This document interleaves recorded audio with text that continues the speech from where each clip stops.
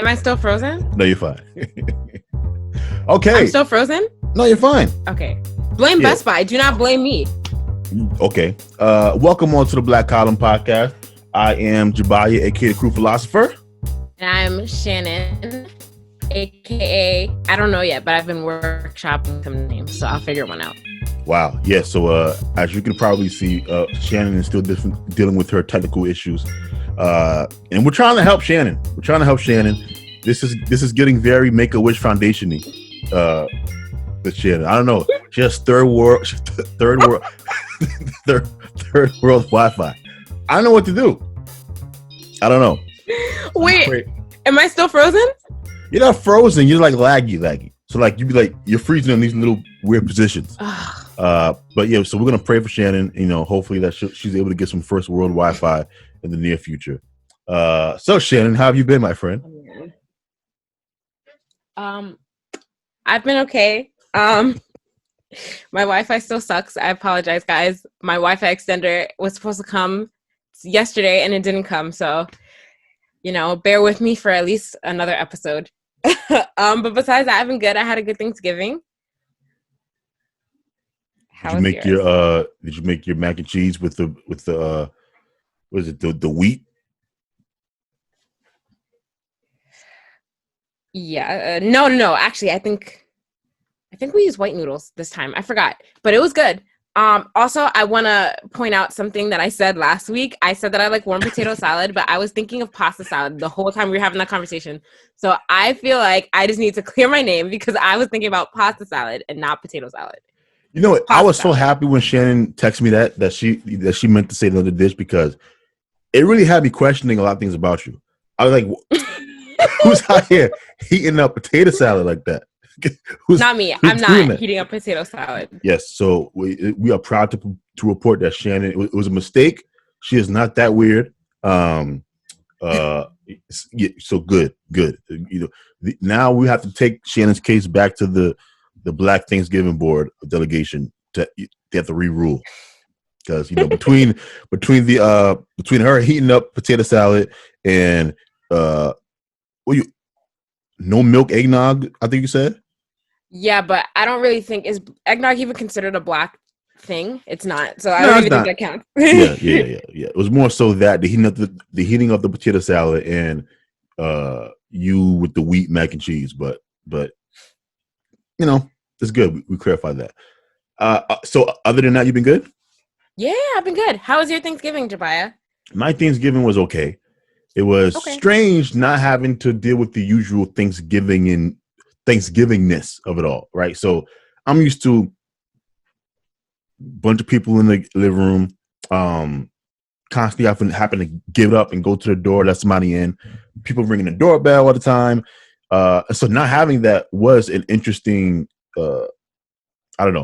experience.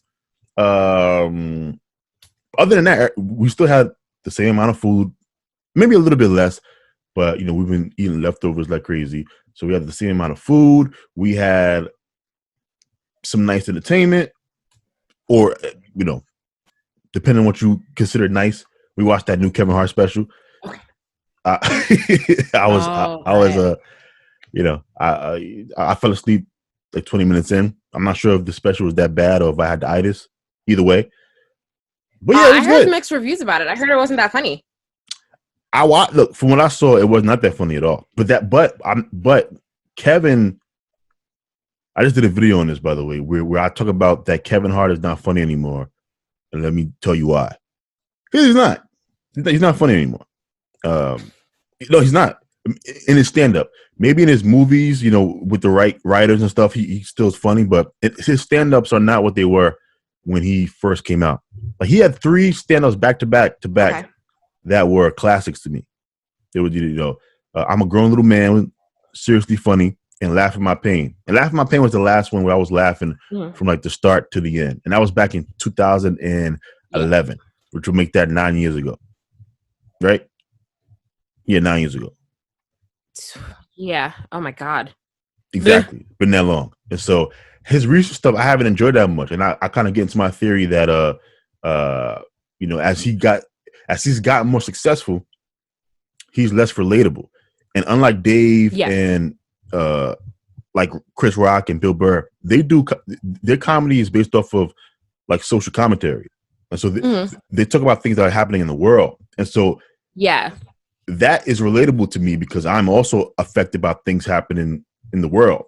So even though they get successful, their comedy is still relatable because they're not talking about themselves. Kevin is the opposite. His comedy is all about him personally, like his life, his kids, his wife. So as he's gotten more successful and his life has changed, it is no longer relatable. Yeah. And so you got to be super duper funny to get me to laugh at something that I can't even imagine. But if you ain't super duper funny, and he was never super funny, he was like, it was that his life was relatable. He's small, he can make the faces, he can do a little dance. But now he's not. Yeah, he's not funny. And now he's like the old comic guy that is constantly arguing with the internet whenever he drops something because the internet hates it. And so he was arguing with people over social media, on Clubhouse. It was a mess. That. Yeah, it was a mess. Absolute mess. Damn it, Kevin. Damn it. Well, I've heard enough people say that it wasn't that funny, so I'm not going to spend my time watching it because he has some people. Shannon, but his comedy like music, right? Where somebody can hate. I know, but this. Go ahead. This is not something I care enough about. This is not something I care enough about to see for myself if it's funny. I don't really care. So, I'm just not gonna watch it. So you're not like a comedy guy? Oh, girl. I enjoy comedy, but it's like very rarely. I have to be like in the mood to watch somebody stand up. I'm not like, I gotta watch this stand up right now. Like not really. So if people are saying it's bad, I don't really care enough to still watch it. If enough people are saying it's bad, like I'll makes sense. I'm the same with the video games. Like if there's a consensus about a game that's bad, I'm not going to play it. But I'm not a gamer, right? Versus if I'm a gamer, well, that's different because that's money being spent on a game that might not be good. True, it's not a perfect comparison, but even if it was free, right? Like how sometimes I have a PlayStation Plus, so every now and then I'll go and there's like a new free game for me to play. If I heard from like the past that the game was bad, I don't even bother playing them. But I didn't hear good things about this, so I'm not going to invest my time into this. So I totally get it with the comedy. But other than that, I've been good. I was telling Shannon before we started about the the fight that happened last night. I didn't pay for it, but I was able to watch people's streams of it. And Shannon, I have never laughed so much in my life than I did like a weirdo the past couple hours. Because the internet doesn't take anything seriously. So as soon as Nate Robinson got knocked out, it was just memes after memes after.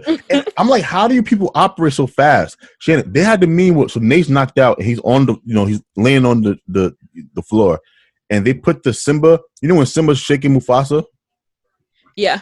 So they put that on Nate. Like anybody. I was like, you guys ain't right. Y'all ain't right. But it was a lot of fun. I love it. Those are the times where I love the internet. Yeah, no, the internet's hilarious. I love the internet all the time because they make anything funny, even things that are really not funny. But then you'll still laugh to yourself.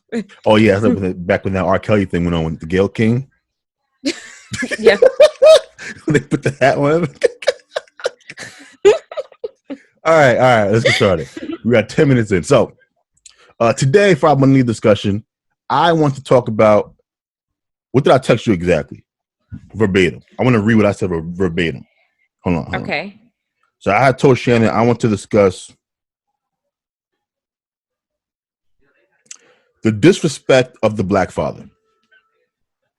Yes. I want to address the disrespect of the black father. Now, I had this on my list of things to talk about already, but it was perfect timing that Summer Walker went through her issues this week with her baby daddy, a.k.a. London on the Track. And I want to just read quickly before we even start. I want to read what Summer had posted on her Instagram stories. Now, for those of you that aren't R&B heads like me, Summer Walker is an R&B artist. Now, I'm not a big Summer Walker fan. I like her songs when they're good. But she's really talented. Really, really talented. And I'm going to just read you what she wrote. and it goes, the 24-year-old singer-songwriter is currently expecting by 29-year-old London Tyler Holmes, a.k.a. London on Track. She fired up her Instagram stories this Friday and wrote, quote, I should really out this bum-ass nigga. And she added him, Shannon. She added London on the Track. I could have really fucked up life. All right? The mother-to-be wrote, LOL. But, ... I'm not. And then added, for now, LOL. Continuing, for now, I'm going to just take my L. And then she wrote, a whole bitch. Then she wrote, black men got to start doing better when it comes to being a father. My grandfather lame, my father lame, and this nigga lame. LOL. And I guess the cycle would just continue. I guess niggas is still dealing with the shackles of mental slavery or some shit. Back when white men ripped you from your families and beat you to death if you tried to protect them. It goes deep. Shit's really sad. And then she goes, but at least I can afford to take care of my child. She pointed out in another post, adding a black heart emoji for good measure. Then she dished out, but that's how it goes when everybody's spiritually and mentally undeveloped. I don't know what the fuck I was thinking. Well, I guess I'll just put it all in an album, collect my millions, and be in my merry way, she wrote with an emoji of fingernails being polished. And that's where we end with the wonderful grammatically incorrect words from Summer Walker. Now, wow. I was triggered by this immediately. Triggered. Absolutely triggered. Because number one, I hate when black celebrities do this thing where something to them happens in their personal life, and then they use it as like the jumping point of some larger black social commentary point. Mm-hmm. They all do it. It's not just Summer. Summer did it there. Kevin Hart did it recently, in Clubhouse when they was calling his special whack, and then he said, black people love to tear black people down. Whether I agree with that statement or not, what does that have to do with the critique of your trash ass comedy special? Nothing. You just throwing it out there. And so I get triggered when the black celebrities do this, because they do that to shield them from the consequences of their own actions. They don't have to think about how they got themselves into certain situations. But they all like flame, the fans of like the online black gender war, which always ends up into this really horrible place that I don't like. And so I was triggered, number one. Two, Summer Walker has been working with London on the Track for a while now. Mm-hmm. She has been privy to his various relationships with his various baby mamas. Yeah. Various. Emphasis on the word various. Right? We're talking various here. I don't understand how you can be a woman, see a man have multiple children out of wedlock with multiple women, and look at him and think, that's a great idea. Let me get impregnated by him. He's a winner. Yeah, I don't understand that either. Which is also why, I don't understand it either. And it happens all the time. When Ciara had Future's baby, like that wouldn't have been a good idea. Like there's a lot I could say about this, but I'm gonna let you finish talking. Ciara, but I want to hear what you have to say. Ciara was just lucky that there was a simp out there for her named Russell Wilson, because he made the worst decision. Once again, this guy who has various baby mamas. A lot. Yeah, emphasis on various. And the reason I'm using the term various is we're not talking about one baby mama, right? Anybody can have one baby mama. Like life can just happen to you. And you can have multiple ways. You could be a guy who was young, dumb, and then now you made a mistake. Now you have a child, because as a man, we don't really decide if a child is born. That's up to the woman. And so any reasonable man could have a baby mama, right? Yep. 2, 3. In the case of Future and just by the way, yes, Future Future has 6 different baby You mamas. know what I'm saying? Including Ciara? Huh? Including Ciara? What did you say? Yeah, including. Yeah, 6 baby mamas, 6 different women he has children with. Ain't no way in hell he could take care of all them kids. Ain't no way in hell all of those children are getting the attention that they deserve from their father. No way in hell. 6 different women, 6 different children. And each woman after the first one saw Future as a catch. Now, the first woman after, I get it. You can easily see a man with one baby mama and think, it's not a big deal.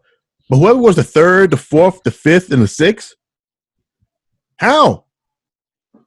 Well, first of all, I just want to point out that a lot of people think that they can trap these celebrities so that they can get child support because they're rich and for other reasons. But I don't really understand why Ciara, who already has her own money, not saying that this is true for everyone, but I'm saying that that is the case in a lot of these situations.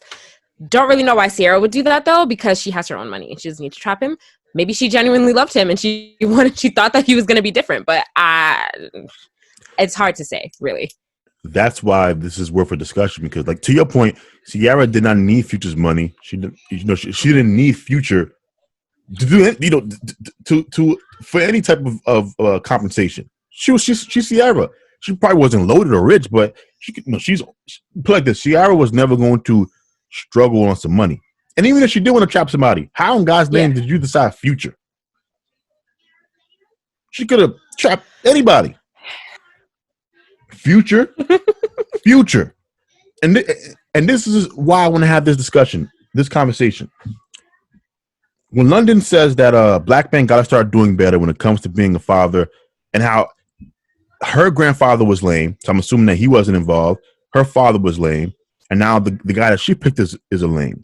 This is a pattern of behavior, right? And so even though I hate the fact that she used her own bad decisions to have this generalized discussion about black men, I do think watching her situation play out provides us all with give me 1 second, Shannon. It provides us all with kind of an example of what we mean when we talk about family trauma, like family curses or cycles. Generational curses. Thank you, Shannon. That's the phrase I was looking for. Generational curses. The generational curse of single motherhood, I think is strictly being driven because deep down, I don't think I'm trying to decide if I want to say black women or black people. I don't think black people value fatherhood. Okay, and I want you to explain to me what you mean by that. Because when you text me this subject, I was like, what do you mean? So, like, I'm just trying to, like, figure out your viewpoint so I can better. Okay. So I'm just give you some examples from Summer here and make my overall point. So she said that her grandfather was lame. So that's 2 generations back for Summer. Which she has been dealing with poor men in her family. She says her father was lame. That's 1 generation back. And now the guy that she got pregnant by is also lame. All right, so it's about 3 generations of men. Though I could probably argue that it goes back maybe 4 or 5 generations, but 3 or 4 seems to be right around the time where our family started to be more fragmented and disjointed. And then she also goes on, Shannon, to says, I'm gonna get this part again. But at least I can afford to take care of my child. Now, why is that significant? It's significant because it's this belief that women have that the only value men can bring to the life of their child is financial value. And when you think that men are only walking wallets, then you don't see that's a problem if your child doesn't have a father. Even though we have all of the studies for literally decades displaying how father absentee contributes to significant increases in the likelihood of being murdered, joining the gang, even rape and sexual assault. A man not being involved, a responsible man not being involved, and more importantly, men in general not being in the community as fathers and uncles and, various other productive members of society. Not having men there contributes to the boys growing up and being these little hoodlums out here scaring everybody. Mm-hmm. And so I want you to tell me, Shannon, how we got to that point. How did we get to where, but at least I can afford to take care of my child is a good response to you getting impregnated by a man that has more than 2 baby mamas? Go ahead, Shannon. Defend your people. I mean, it's not a good response, but a lot of women that get pregnant by these men aren't really in good financial situations, and then they have to like badger everyone. They have to badger these absent fathers for child support because they can't afford to take care of their man. It's a situation that happens very often. I mean, because they can't afford to take care of their child by themselves. Mm-hmm. So it's a situation that happens often. So I think that she's just referring to the fact that, at least she is fortunate enough, and she can provide without him having to be in the picture of the problem. In this world where a lot of women that find themselves pregnant by men who won't commit to being a father, they don't really have the means to care for their child on their own. So there's 2 points that I want to push back on. The first point is you're saying that Summer's perspective is that, well, at least you can take care of a child. My point is you can't. Like, take care is not just financial. Oh, yes. I mean, I understand that, but you can still take care of your child. I understand the studies that you're saying about how an absent father equals behavioral problems in men and women down the road, but that doesn't mean that you can't provide both financial and emotional support for your child by yourself. I mean, you can, and like sometimes you can't really help the fact that a father is not in the picture. But I believe that it's still possible for a woman to be able to take care of their child the way that they need to be taken care of emotionally. Fine. What? Okay. Uh-huh. Have you ever been to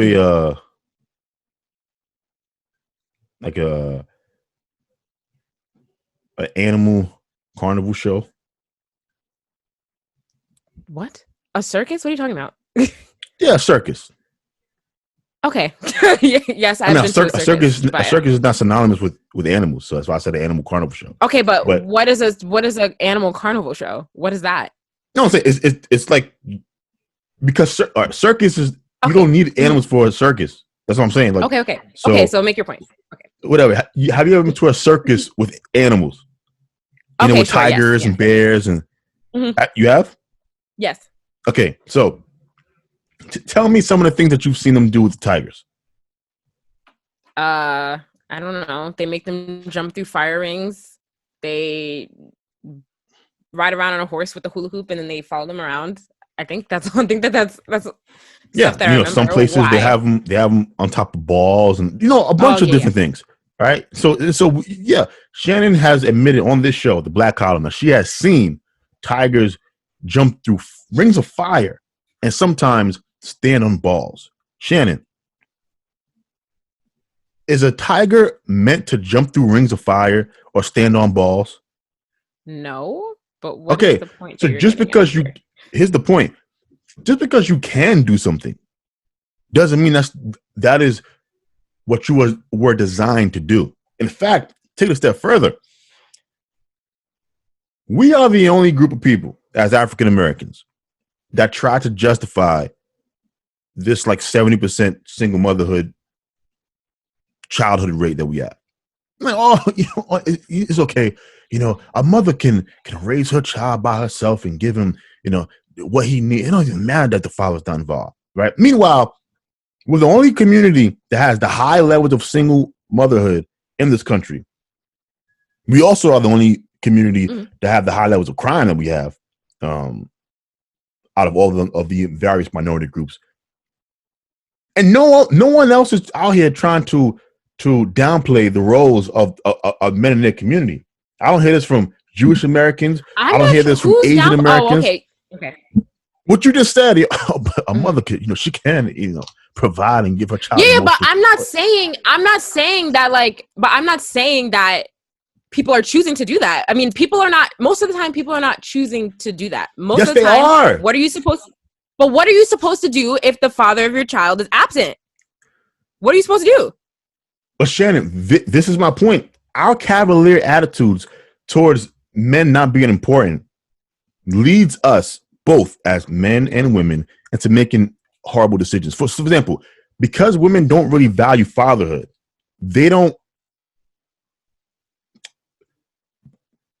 when they are engaging with men they don't look at things through the lens of, would he be a good father? Right? They don't take these things no, they don't. Okay. You cannot convince me that future baby mama number 3 or 4 was taken into consideration.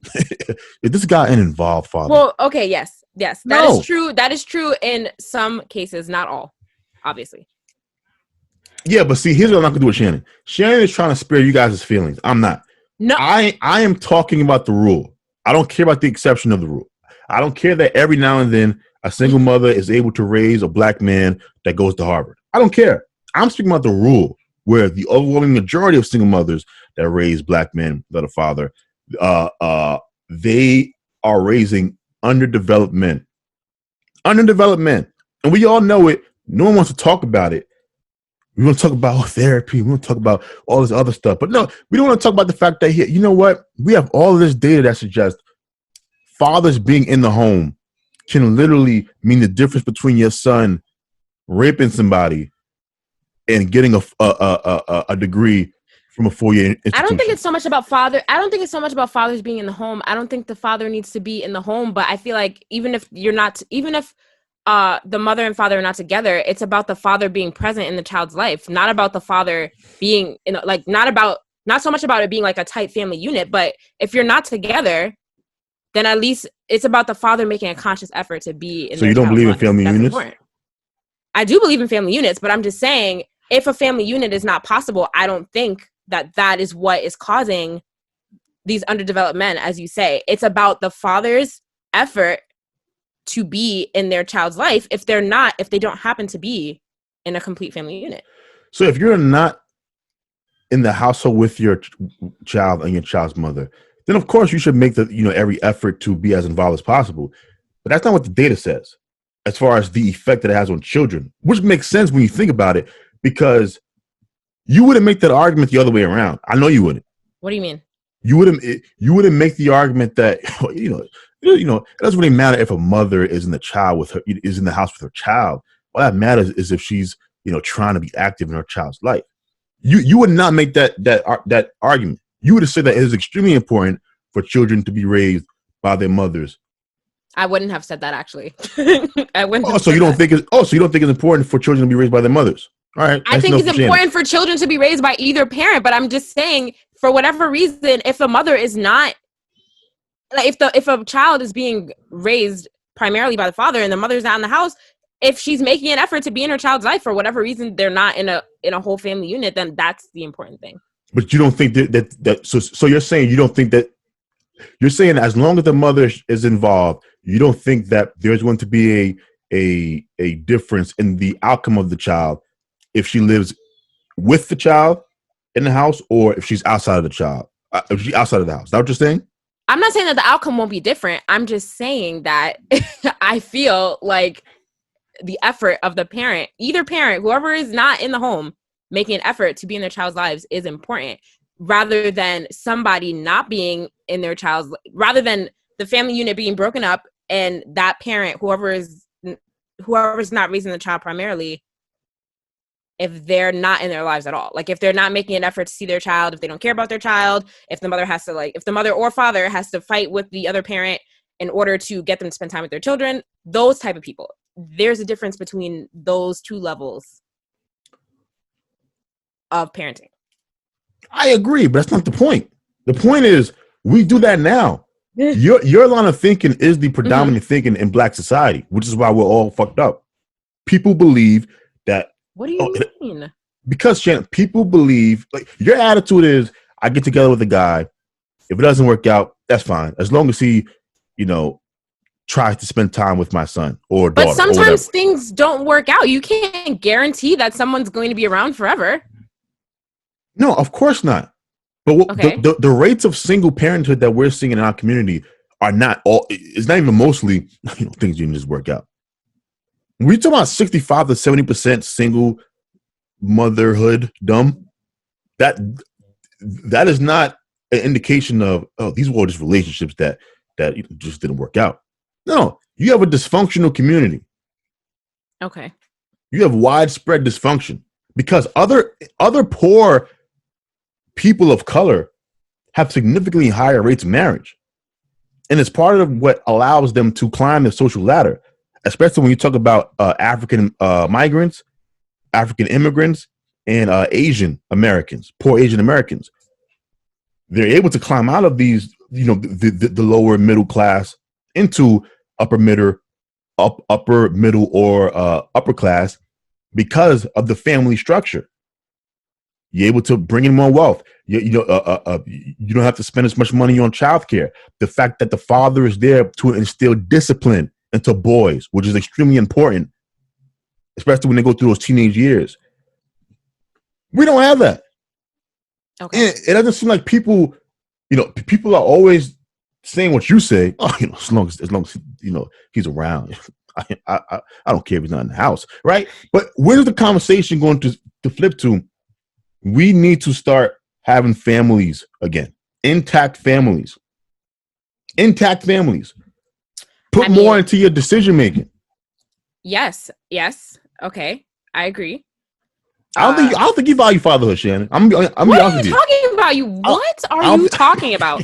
What are you talking about? First of all, I'm just gonna go ahead and throw this out here. I am not having a child by any man who I am not married to. So I don't talk to me about that. Thank you. Thank you. Don't try to say that I don't value fatherhood, okay? I'm just saying your arguments have been very, very like these are the talking points that I hear from everyone. Huh? Your talking points are the current talking points. It doesn't matter. As long as he's involved, that's fine. But Shannon, put like this, you can never be involved to the same degree outside the home that you are inside the home. You can't. Yes. I know. And I know that. I know that, and I know that a lot of the times I know that people do not choose the parent of their child. I know that a lot of times people don't put a lot of thought into that. They don't. I know that happens a lot. I know it goes on, but I'm just saying.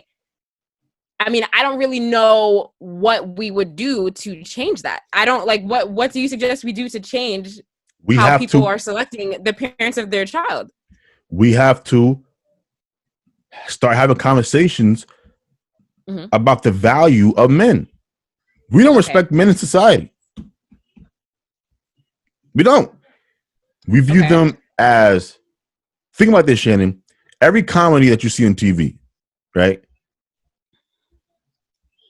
Like all the guys are dumb. They are. Think about it. The Simpsons, Family Guy, South Park, The Cleveland Show, King of Queens. I'm drawing blanks of comedies that I watch. Was that Home Improvement? That was the guy. Ted Bundy, Love and Marriage. I never watched that show, so I don't really know. Love and Marriage with Ted Bundy. Like all these Love and Marriage, Love. You didn't watch that show? Go together that doesn't ring any bells in my head. Wow, Shannon. All right, it was a super super duper popular show in American society. I think 20 or 30 years ago. My brother had the entire DVD set. That's how popular it was, even amongst black families. But my point is, all across entertainment, Shannon, there's just incompetent men everywhere. Dumb fathers. The kids are smarter than him. His wife is always chastising him. He's begging his wife for sex. No masculinity whatsoever. This is in the culture of America, right? We don't respect men. We view men as dumb. We view men as innately immature, or the opposite extreme, where we view men as toxic and as obstacles. Okay. No one views men in the lens of competent and extremely important and necessary in order for a healthy community to thrive. Even though we have all of the evidence, all of the studies, all of the statistics that support the last claim that I just made. And so when you say what we need to do, we need to push that message out there. Tell people the stats. Stop treating men like they're just walking wallets. Yes, your son, especially your son. I need to stress this. Women suffer too when there's no father in the house, but your son suffers significantly more when his father is not involved and living with him than your daughter will. Once again, your son is going to suffer more than your daughter. That is just the truth. And it shouldn't be shocking because the father is the parent that the son will model himself after. So if you remove him, he's going to suffer. The same thing would happen inverted with the daughter. If we had a case in the Black community where 70% of households were just single fathers and there was no mother in the household, what you would see is rampant dysfunction amongst women. But what do you see? Black women are going to school more than like every demographic in the country. They are earning their male counterparts. And it ain't because they out there getting into like super high paying jobs. It's because men are just not going to school. And so when you look at how black women are excelling and black men are not staying still, they're declining. It's the fathers. Okay. I can see your point. Yes, I can see your point when you lay it all out like that. Yes, I agree that we do need to value men more in society. Yes, we do. It's not debatable. And also, I want to point out the fact that when it comes to, like, for example, crime, and whenever people talk about, what can we do about the crime in our communities, the black on black crime, and all these other things, you rarely hear, we need a campaign to make stronger families as the solution. You never hear that. You'll hear we need a gun buyback program. You'll hear we need more resources being funneled to the community. You'll hear everything except for we need to make family a priority. Women talk about men almost as if they're optional. I could bring a child to this world without a man. Okay, well, they do. I've said that before too. Yeah, I'm like, okay, even if that's your thing, do you not care about your child? So I'm saying, even if you want to bring a child into this world because it's what you want, do you not care about what the child may have wanted in a relationship with his father? So so let's just throw this out as an example, because this is something that I've said that I will do if and when that time comes. If there's no prospects of a man that I'm going to marry by the time I'm like ready to have a kid, does that mean that I can't have a kid? Can I not go out and adopt and just be a single mother, or should I just not have a child if there's no man? So here's what I'm gonna tell you, Shannon. Oh God, here we go. I'm gonna tell you, right? Oh God. Let's say if within the next, you're 3 years from 30. So let's say within the next 8 years. By the way, I want to throw out there for the women. After 30, the chances that your child will be like mentally retarded goes through the roof. Oh my God, please stop. Continue. I just want to throw it out there. Now, continue. If you don't have any prospects and you have a child, everybody that's an adult has children for selfish reasons. There is no selfless reason for having children because children don't actually be here. So even a couple that brings a child into this world, Shannon, is doing it for their own selfish reasons. It's because they want to have children. So I can't call you selfish if you decide to, bring a child into this world with no man. I don't know, IVF or whatever it's called. But you are an asshole. In this respect, you don't care about what he or she would need from that other parent at all. Now, that's fine if you say you don't care, but just acknowledge that you don't care. You are doing this strictly for yourself, and you do not care about the statistical ramifications that are most likely going to come to pass by this boy What if not having. okay, this is off topic, but what if I want to adopt a child? Are you trying to tell me that I'm selfish for wanting to take a child out of the system?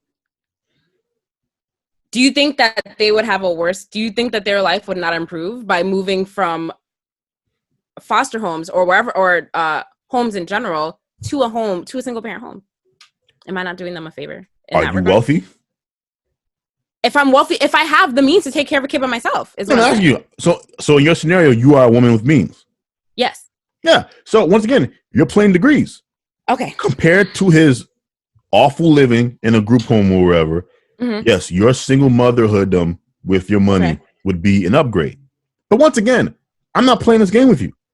I don't believe in having conversations about these weird ass exceptions and that's not an exception. Shannon, most of the single mothers, most black single mothers are not adopting children. Okay. These are women that come from low income areas, correct? Like low income areas where there was no protection involved. They got pregnant, they brought their child into this world by some guy, and then they didn't last, and now they are a single mother. And I think part of the problem that you run into having this conversation is because we all know single mothers. It's hard for us to be honest because you don't want to feel like you're talking bad about the single mothers that you know. You see what I'm saying? Yeah. It's the same difficulty of like talking about like I don't know, like people get real uncomfortable when you talk about childhood sexual abuse because we kind of all know somebody or heard like some rumors or you know what I'm trying to say of that type of a crime, and there's no rule book on how to deal with it. And so people get real uncomfortable because like, you know, if you had confession time and then, you know, you bring up a story about an uncle who touched you here, and then that makes things really awkward, uncomfortable for the family to tackle because the uncle's family, and like it gets real messy. That same ickiness is with the child single motherhood conversation because we all know somebody who is a single mother, all of us. And so when I have this conversation, I you know, I'm not speaking badly. If you are a woman who has a child that you are raising by yourself with no involvement from the father, you have to do what you have to do. But avoiding the obvious stuff, and then, you know, we talk about systemic racism and all the hurdles, and yeah, you know, those things exist, but we don't talk about, okay, well, how come, you know, African families and Asian families and Indian families are able to thrive in America? And then you look at the rates of intact families, it is a gap. Yeah, that's true. And so I'm just hoping that we can really start valuing fatherhood again. I don't know when it became optional. No, is it because we don't carry the baby? No, I'm serious. I'm asking questions. Is that why? It might be a large part of it. Yeah. When it comes to you know, carrying a child to term, and basically a whole significant portion before the child is born really has nothing to do with the man at all. It's all on the woman. Well, first of all, it starts from us. That's number one. I mean, number yes, two, but so you're saying because women carry the I'm not saying it's because of that. I'm just saying that could be a reason why, you know. Okay, well, let me ask you a question. Would you, if you got married and you guys had a child together and then you usually get a divorce, is there ever a scenario in your mind where your children wouldn't live with you?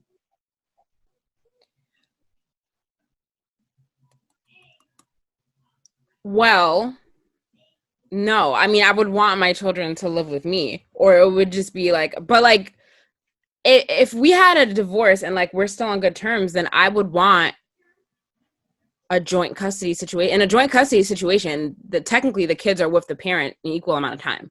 So, I mean, I don't really know. That's a hard situation. So, I guess they would live with me and with the father. What if you were on bad terms?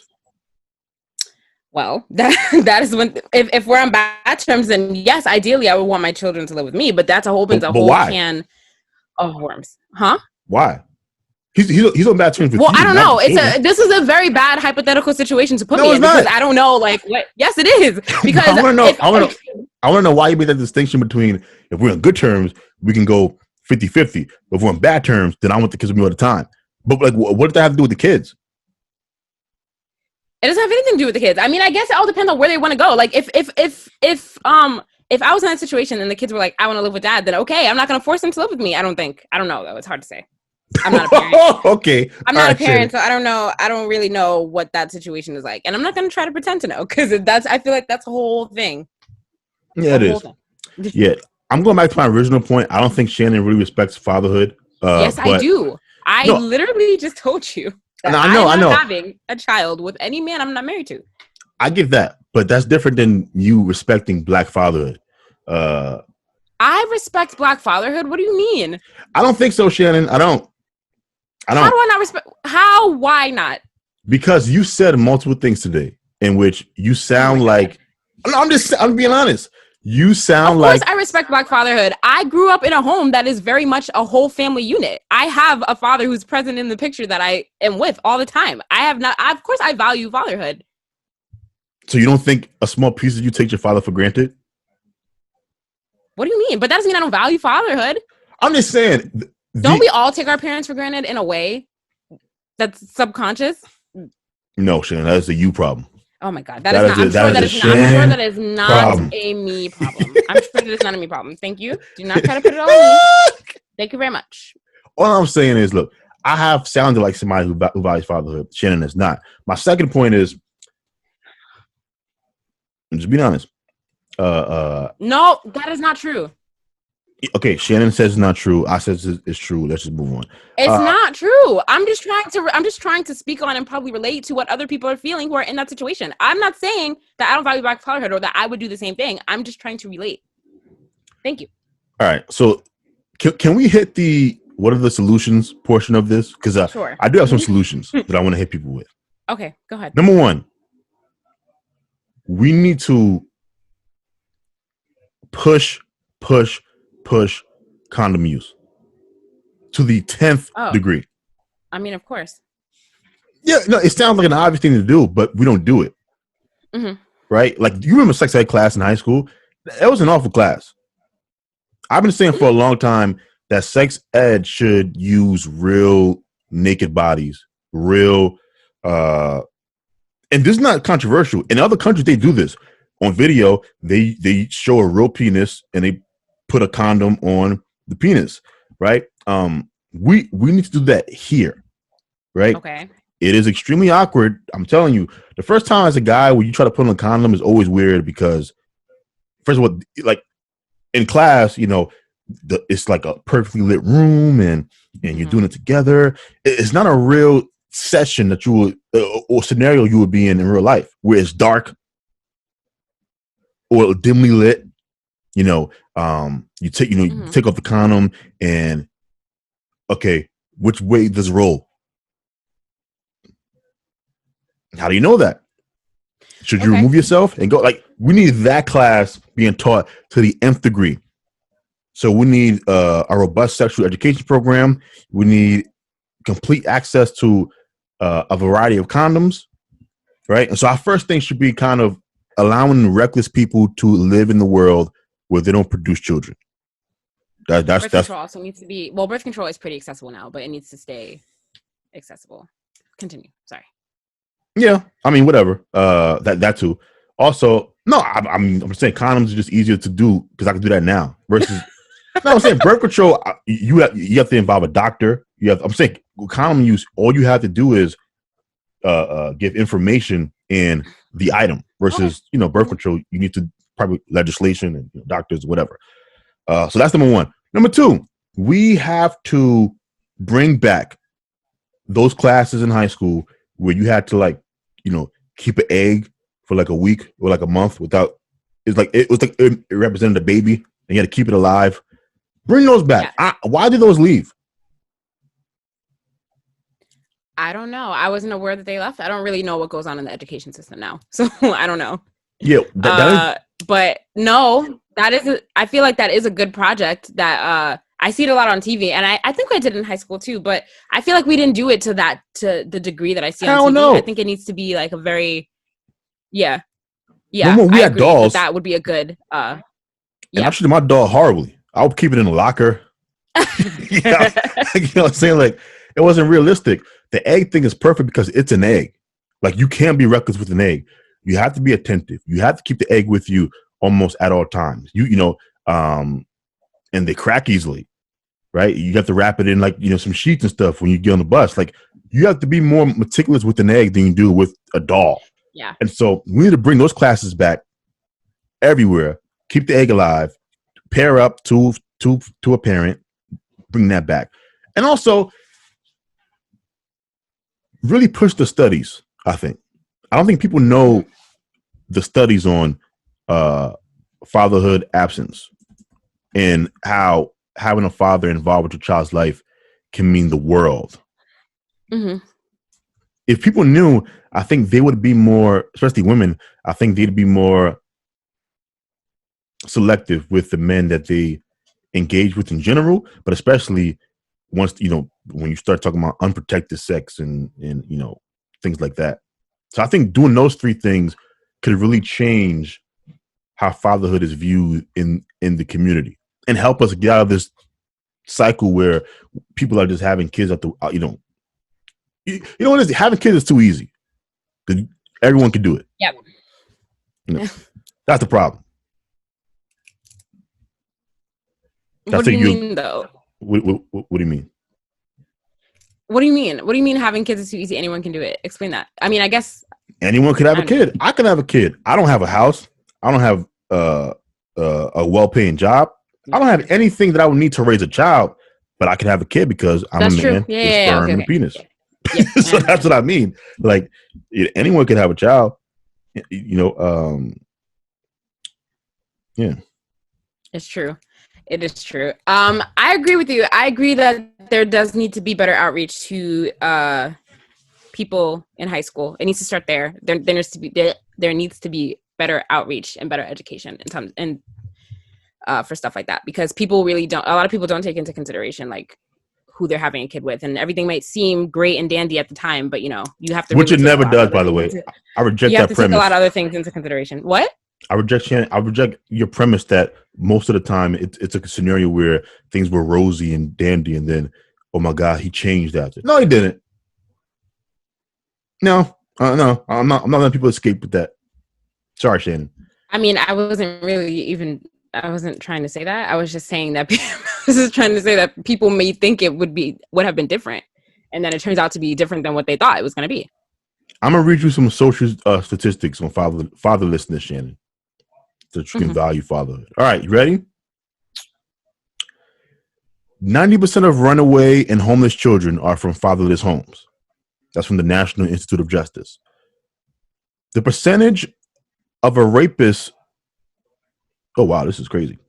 The percentage of a rapist with rage that came from a fatherless home is 80%. 70% of minors housed in state facilities are from fatherless homes. 39% of inmates housed in jail are from homes with an absent father. Those stats, by the way, are all from the Department of Justice. The rate of abuse and neglect in single-parent households is 27.3 children per thousand versus the rate of abuse and neglect in a two-parent household, which is just 15.5. So think about that, Shannon. 15.5 children per thousand are abused in a two-parent household, and that jumps to 27.3 children per thousand in a single-parent household. Staggering stuff. Yes, it is. Children without a father are more likely to show disciplinary issues. I think we all know that. 71% of all high school dropouts are from a fatherless household. if a child has a father in the home, they are 40% less likely to repeat grade school. That's from the National Center for Education statistics. Some of these are too obvious. Preschoolers with an involved father figure develop better verbal skills. Girls are more likely to have children as a teenager if they grow up without a father. Girls develop stronger math skills when growing up with a father figure. That's obvious. Why is that obvious? That wasn't obvious to me. Because men are better at math. Statistically speaking, I'm awful at math. Okay. By the way, me and you both got our exponential math wrong. I told my brother about it. Well, first of all, I know I'm terrible at math. I didn't even I wasn't even attempting to do any exponential math. That was you. I know not to mess with the numbers at all. Yeah, and so I'm gonna just link this in the show notes. It's a bunch of stats and just it's crazy how having a father in the household changes everything. So 4 minutes left. I think we did our job here. I think I laid out my point. No one can accuse me of not valuing fatherhood. First of all, you can accuse me of not valuing fatherhood if you want to. I value fatherhood. Thank you very much. Yeah. Thank you. And this is also not even getting to the fact that when we talk about, childhood abuse and the rape of children, one of the reasons why children getting sexually assaulted and molested, the rate of that is so high in African American communities is because of the rates of single motherhood. Because people don't know this, the person that is most likely to molest or rape a child is the mother's boyfriend, who is not the biological father of the child. Many people don't know that stat. And so, go ahead, Shannon, sorry. No. I was shaking my head. I was nodding because I agree with you. Yeah, I mean, yeah, it's not, that's a stat. It's not even my opinion.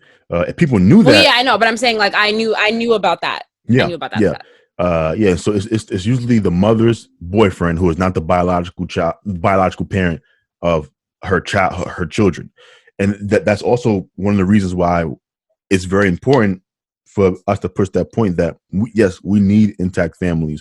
We need intact families, because if we don't have that, you could throw as much money to poor communities and neighborhoods, but if they don't have the structure to handle raising children, you're pushing them to school, guiding them, those things.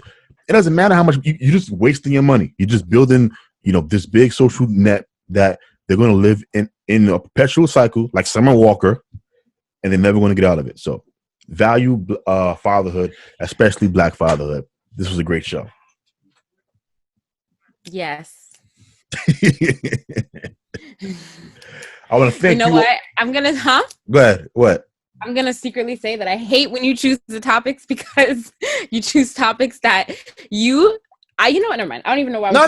Say it. I want to hear. What you got to say? I don't even know where I was going with it. Never mind. Listen, I chose this topic because it was already written down. And the Summer Walker thing just lit the fire. I was like, oh, okay, I see where we're going here. This is perfect for Sunday. Yeah. So, I just think, we have to value fatherhood more. Yeah. Now, there's a separate conversation to be had one day about whether or not having a child in the hood is child abuse. But you can say that for another day. Whoa. Okay. Mm-hmm. I take it you disagree? I disagree. Yes. Yeah, I don't. I think in 2020, okay. Yeah, if you hate living in the hood, why would you bring a child into the world in the hood? Oh, okay. I mean, yes. Okay. Child abuse. Mm-hmm. Child abuse. Okay, so thank you for rocking with us for another week. I look forward to the news program on Friday. It's been a while. Some interesting stuff has come out about the coronavirus. All masks are not created equal. There's a great article written in the Wall Street Journal that ranked the masks. I thought we knew that already. Did you know the numbers?